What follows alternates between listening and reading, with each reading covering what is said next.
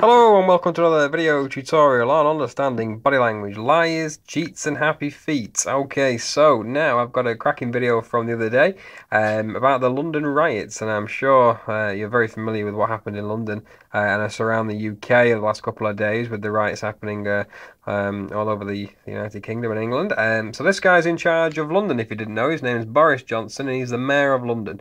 So let's see what Boris has got to say to around about 200 angry people and residents at Clapham Junction. So let's have a listen.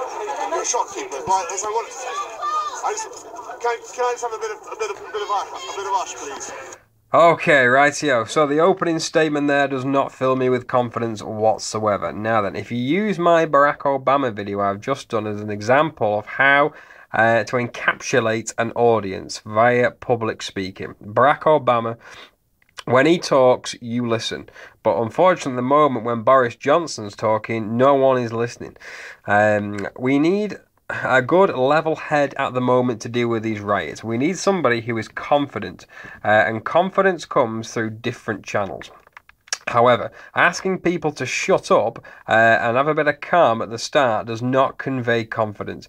If he had a powerful stance and if he was well respected, people would just shut up naturally and would look forward to him speaking. However, we don't see that here. If we look here, he's been heckled already. And again, he's been heckled again when he's talking, so they're disrespecting him already, you see, and that's not a good start, because we need somebody here who appears confident, ready, powerful, ready for action, and how to deal with these looters and rioters that are inundating London and the rest of the UK at the moment. But at the minute, it doesn't look like he's coming across as confident or have the answers to what's going to happen next. Quiet for a minute. Thank you. Thank you. I understand that. I just want to say thank you very much to everybody who's come here to volunteer, to clear up the mess of last night, everybody who's come to repair the damage. That is the real spirit of London. Thank you very much for what you're doing. So he's thanking everybody, there's no problems there, that's fine, but the problems start coming for Boris shortly. So again, so he dodges the question there that he's not comfortable talking about. Look at the eye glare the lady on the left's giving that chap now. Obviously he's surrounded by police because he's going to need it shortly. I want to say, first of all, to everybody who owns a shop, who runs a business here, I'm very sorry I am for the loss and the damage that you have suffered. Now then, just watch that statement back again. Let's run it 5-6 seconds. For the loss and the damage that you have suffered. Okay, right here. Now then, when we've got true conviction in what we just said, did you know that our paralinguistics will emphasise the key statement towards the end of a story to make it sound like we've got actual confidence in conviction in what we've just said. However, what's interesting to note there is Boris Johnson tails off towards the end of that story. So, watch it again. To everybody who owns a shop, who runs a business here. So note from this point now, his speech starts to get a bit softer and a bit more broken. I'm very sorry I am for the loss and the damage that you have suffered. So there's no conviction in his voice there, which is a great shame, because obviously Boris Johnson is the Mayor of London and he needs to have conviction in his voice, but he doesn't at that point. So people start jumping on that now. I also want to say to... So again, we've got examples of false starts here, you see. So his lack of leadership and his lack of confidence is coming in now. He's got to repeat what he's just said. So again, that's an example of a false start. Watch it again. I also want to say to the people... I want to say... There you go. Can you hear me at the back? So he starts with an opening statement with emphasis, but unfortunately he breaks it by asking people if they can hear him at the back, which is not a good part. You've got people's attention there because you've got them silent. I want to say... If you notice here, nobody's heckling him here. I want to say... Can you hear me at the back?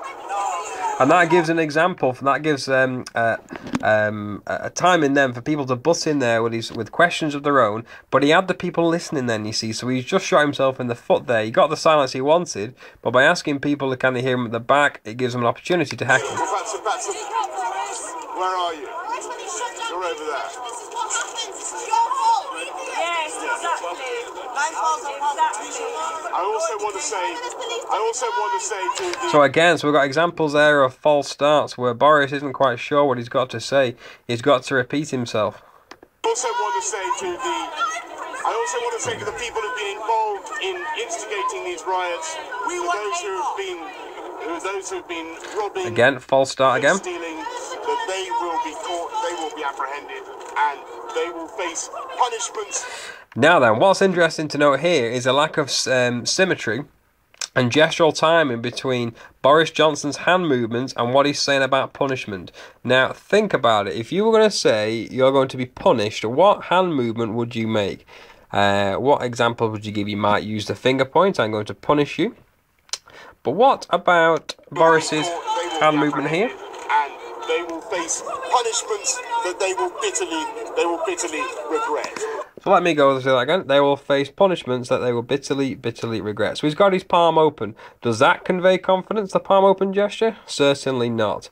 By having your palms open, it's almost asking the people and the residents here to believe him. If he wanted confidence then, if he wanted people to believe him, that palm should have been right down like this. So, watch this. Watch this. What should I do now? They will bitterly regret. So if he was doing that with his palm down, he'd have a lot more emphasis than the palm up. The palm up gesture is good, but not when we're talking about being reprimanded for crimes, which Boris Johnson's doing here. That palm needs to be down. So the heckling starts now, and Boris starts to show signs of stress.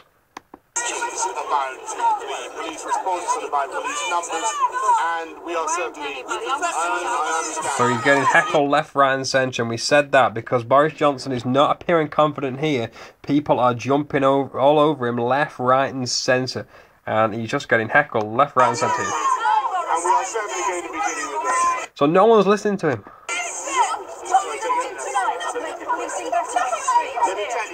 So look at that pacifying gesture right there.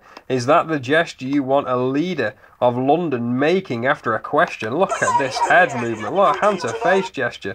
Look at that. When do we see that? We all make that gesture. That's a universal gesture. Look at that one. Hand through the hair. Gotta touch the hair, touch the head. Stress. Massive pacifier. I'm stressed, I'm anxious.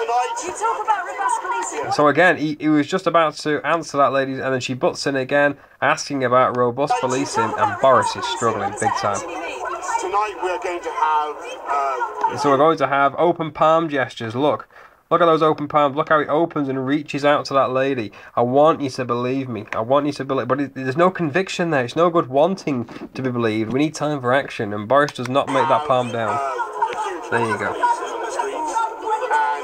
So we've got the palms open again, which shows honesty, but we don't need honesty. We need conviction. We need to know what's going to happen with these looters. We need that palm to be down. We need power. I need a power body language gesture. At 5 o'clock we knew they were going to hit, and no one was here. I was in the salon when a brick through the window. So look at this negative gesture this lady's making here. Arms folded. Anger. Disgust. Not happy. And no one was here to defend me. And that is why we are putting many more police on the street. What about Mark Dunning? What about the response? Now this is a classic case of body language here from Boris Johnson. We're going to make sure. And that, by the way, that's a very good point. I think it is time that... So now we've got that moving, thank the Lord, but it's come so late in the day. That is what we needed to see at the very start, is that kind of movement when the hand goes down for emphasis. That's a very good point. I think it is time... Perfect. And note the paralinguistics there, emphasis on the voice, but he gets butted in again. But if he was making that gesture from the start, I don't think people have butted in as much.